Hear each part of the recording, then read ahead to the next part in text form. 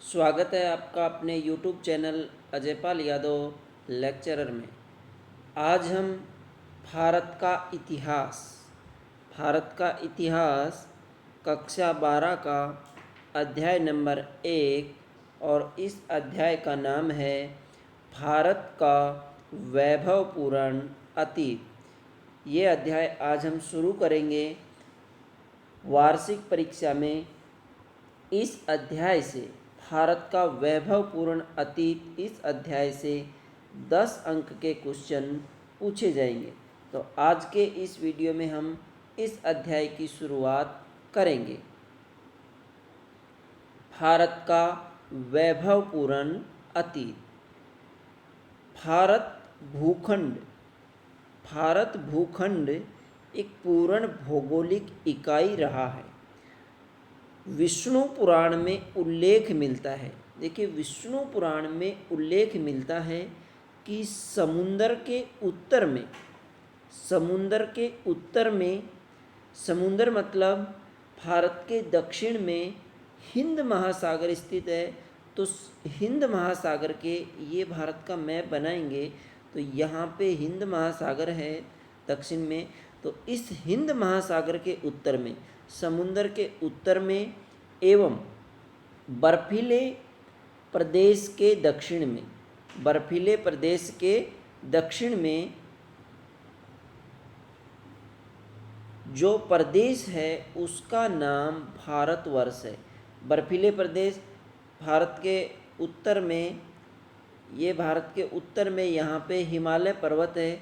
तो इस हिमालय पर्वत के दक्षिण में, हिंद महासागर के उत्तर में जो प्रदेश है उसका नाम क्या है? भारतवर्ष है। और यह किसमें कहा गया है?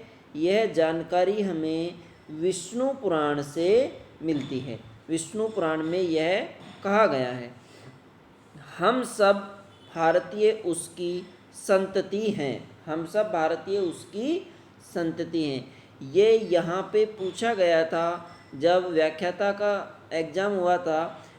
तो हिस्ट्री में यह क्वेश्चन पूछा गया था कि समुंदर के उत्तर में एवं बर्फीले प्रदेश के दक्षिण में जो प्रदेश है उसका नाम भारतवर्ष है। यह किसमें कहा गया है? तो यह कहा गया है किसमें? विष्णु पुराण में। इसका अधिकांश भाग, किसका अधिकांश भाग? भारत का अधिकांश भाग उष्णकटिबंधीय वातावरण क्षेत्र में आता है। 3 तरह के कटिबंध होते हैं। उष्णकटिबंध ये देखिए 0 डिग्री, तो यहाँ से 23.5 डिग्री कर्क और मकर के बीच में उष्णकटिबंध होता है। 23.5 से 66.5 डिग्री तक उत्तरी और दक्षिणी दोनों अक्षांशों में शीतोष्ण कटिबंध होता है। और फिर 66.5 से 90 डिग्री तक उत्तरी ध्रुव और दक्षिणी ध्रुव यहाँ पर शीत कटिबंध होता है। तो भारत का अधिकांश भाग कौन से कटिबंध में आता है? इस उष्ण कटिबंध में आता है। उत्तर में हिमालय पर्वतीय क्षेत्र है।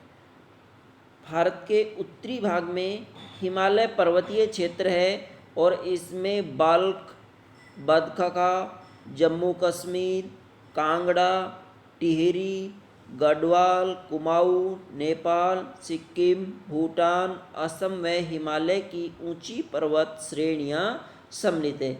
ये सारे क्षेत्र भारत के उत्तर में स्थित हैं। पश्चिम की बात करें तो पश्चिम में हिंदू कुश, सफ़ेद कोह, तुकेमान तथा किरथर पर्वत श्रेणियों ने उत्तर से दक्षिण की ओर विस्तृत होकर इसे पश्चिम से पृथक किया है। भारत को पश्चिम से इन पर्वत श्रेणियों ने पृथक किया है। देखिए, ये इस मैप के द्वारा ये हिमालय पर्वत है। और हिमालय पर्वत भारत की किस दिशा में है? भारत के मैप में देखते हैं तो मैप में ये उत्तर दिशा होती है, ये इधर दक्षिण होता है, नीचे की तरफ दक्षिण, इधर ये पूर्व और पश्चिम, ये दिशाएं होती है। तो भारत के उत्तर में कौन सा पर्वत है? हिमालय पर्वत है। और हिमालय पर्वत में कौन कौन से क्षेत्र जो हमने पढ़े थे, उत्तर में स्थित है जम्मू कश्मीर, बाल्क, बदखा, कांगड़ा, टिहरी, गढ़वाल, ये क्षेत्र किस में है, उत्तर में स्थित है। अब यदि बात करें हम पश्चिम की, तो इस क्षेत्र में यहाँ पे कौन कौन सी पर्वत श्रेणियाँ स्थित हैं, सफ़ेद कोह, तूकेमान और किरथर पर्वत श्रेणियाँ हैं जो उत्तर से दक्षिण की ओर फैली हुई हैं, उत्तर से दक्षिण की ओर फैली हुई है। और ये भारत का पश्चिमी भाग है, इसको अलग करती है, पश्चिम क्षेत्र से पृथक करती हैं। भारतीय इतिहास की जानकारी के स्रोत। अब हम किसी भी इतिहास के बारे में पढ़ते हैं तो उसकी जानकारी के क्या क्या स्रोत हैं। हम पढ़ रहे हैं भारत का इतिहास, तो भारतीय इतिहास की जानकारी के सोर्स क्या हैं, स्रोत क्या हैं, इनके बारे में हम अध्ययन करेंगे। भारतीय इतिहास की जानकारी के स्रोत।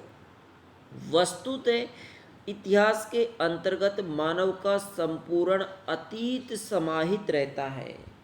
मानव के अतीत किस में समाहित रहता है, इतिहास में समाहित रहता है, चाहे वह किसी भी क्षेत्र से संबंधित हो, विज्ञान हो, अर्थशास्त्र हो, समाज, राजनीति, धर्म व दर्शन आदि सभी क्षेत्रों में किए गए कार्यकलाप इतिहास की श्रेणी में आते हैं। कोई भी क्षेत्र हो, मानव के अतीत इतिहास में समाहित होता है और उसमें ये सभी क्षेत्र आते हैं। अतीत में मानव के जिन क्रियाकलापों को तथ्यों के आधार पर हम पूर्ण विश्वास के साथ प्रमाणित कर सकें, उन्हें इतिहास में रख सकते हैं। इतिहास में कल्पनाओं का कोई स्थान नहीं है, किंवदंतियों का कोई स्थान नहीं है। केवल उन मानव से संबंधित उन क्रियाकलापों का अध्ययन किया जाता है जिन्हें तथ्यों के आधार पर हम पूर्ण विश्वास के साथ प्रमाणित कर सकते हैं। अतीत का प्रत्यक्षीकरण नहीं हो सकता। देखिए, अतीत का प्रत्यक्षीकरण नहीं हो सकता मतलब अतीत को देखा नहीं जा सकता है, केवल उसके विषय में कुछ स्रोत के रूप में साक्ष्य प्राप्त होते हैं और उन साक्ष्य के आधार पर इतिहासकार इतिहास का निरूपण करता है। हम सिंधु घाटी सभ्यता की बात करते हैं, हमने सिंधु घाटी सभ्यता को देखा नहीं, फिर भी सिंधु घाटी सभ्यता को पढ़ते हैं। क्यों? क्योंकि सिंधु घाटी सभ्यता के साक्ष्य प्रूफ हमें मिले हैं, तथ्य हमें मिले हैं। तो इतिहासकार इतिहास का निरूपण किस आधार पे करता है? तथ्यों के आधार पे, साक्ष्यों के आधार पे करता है। वर्तमान में इतिहासकार अतीत की केवल उन घटनाओं की जानकारी देना ही उपयुक्त नहीं समझते, बल्कि उसके कारणों की भी विस्तृत जांच पड़ताल करते हैं।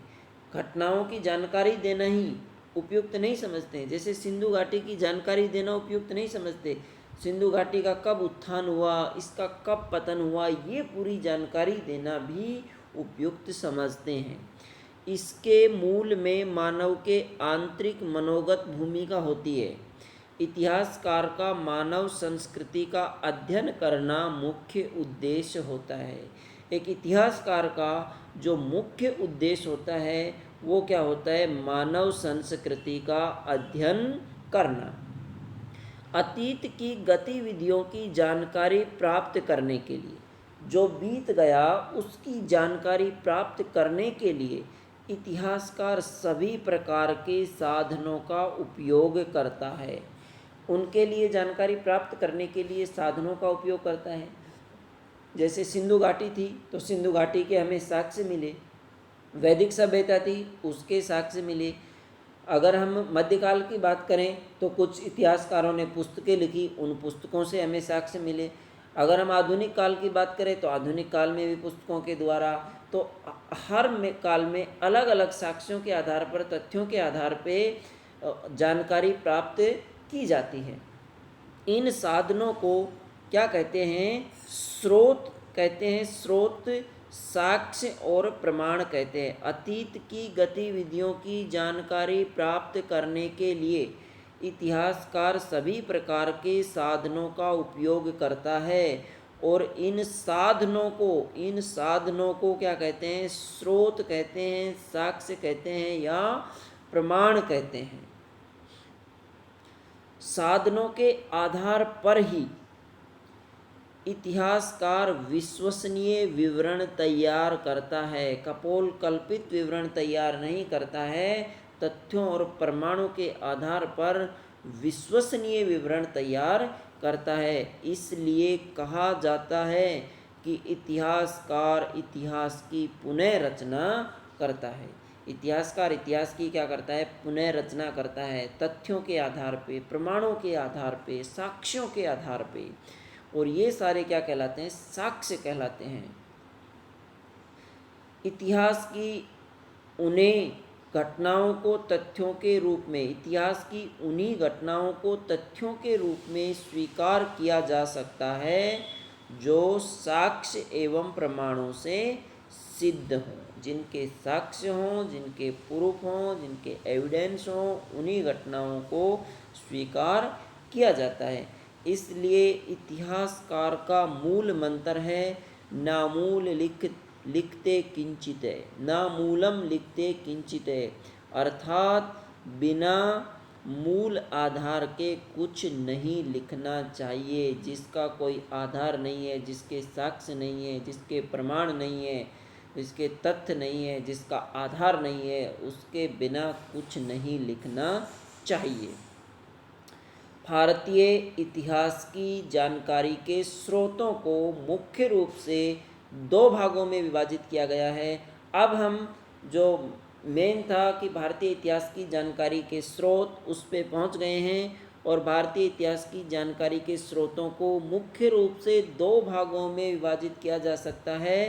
पहला कौन सा है? साहित्यिक स्रोत, और दूसरा है पुरातात्विक स्रोत। दो भागों में साहित्यिक स्रोत और पुरातात्विक स्रोत। साहित्यिक स्रोतों में धार्मिक साहित्य में जैसे ब्राह्मण साहित्य, बौद्ध साहित्य, जैन साहित्य, धर्मेंद्र साहित्य, इसमें ऐतिहासिक ग्रंथ, क्षेत्रीय साहित्य, विशुद्ध साहित्य, विदेशी यात्रियों का विवरण और वंशावली जो वंश से संबंधित लिखी गई थी।